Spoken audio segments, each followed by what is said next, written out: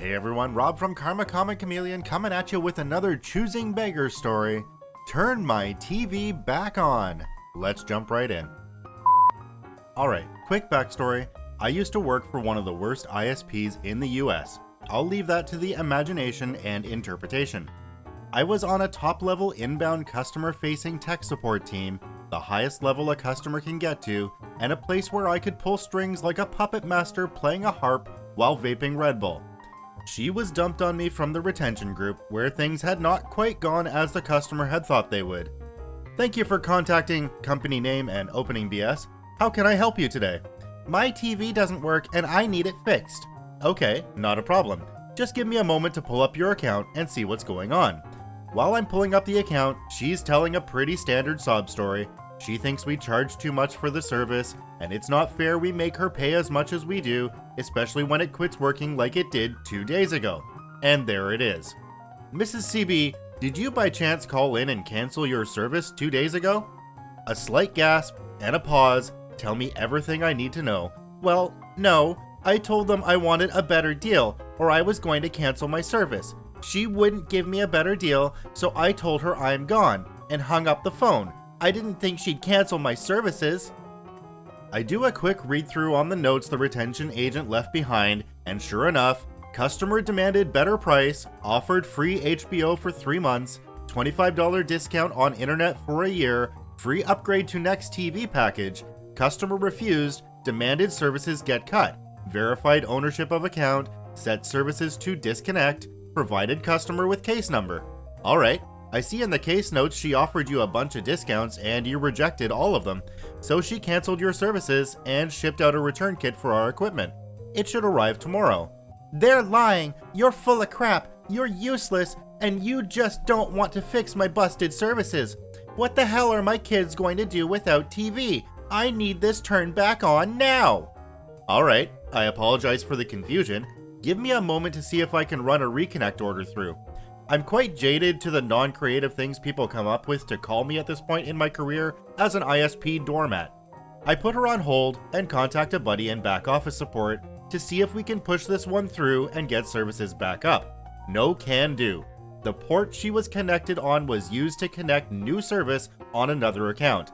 Additionally, there are no more available ports on our node. I contact my guy in engineering to verify because I see 3 open ports on the card still. Yeah, those are all marked effective and have been tried on 3 separate accounts each. We are slated to install a new card on that node, but, well, you know, the timetable for things like that. Awesome. This ought to get delicate. Alright, sorry for the delay. Who the hell do you think you are leaving me on hold for that long? I'm sorry about that. I had to contact our back office and engineering departments. Unfortunately, after your service was cut 2 days ago, someone else signed up for service and has taken the old port you were assigned at the node. There are no other ports available. I can put you on a wait list. No, I had service. You just have to flip a switch. They turned it off without any effort. You can turn it back on. If we would have received a request to reactivate your services the day you canceled them, we could have reversed the whole process on the spot. Unfortunately, your port has been reassigned to another customer who ordered service the day after you canceled.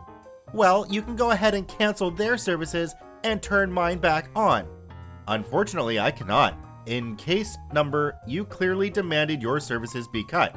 You gave your authorization passcode, and the agent you were working with did exactly as you requested. We cannot punish another customer who purchased services after you left because you've changed your mind. Starts crying. I never thought they'd actually cancel my services. This isn't fair. They were supposed to cut me a deal and you are supposed to turn it back on. Give me your supervisor. I apologize, but there is nothing my supervisor is going to be able to do that I haven't already done. Bullcrap. You're just some idiot from another country who speaks really good English. Give me a supervisor and it better be an American one. One moment. I went ahead and called a supervisor over to my desk. The company I worked for had a policy of the original agent staying on the line while they talked to the customer to basically cut down on wasted time, and he said, she said, bullcrap.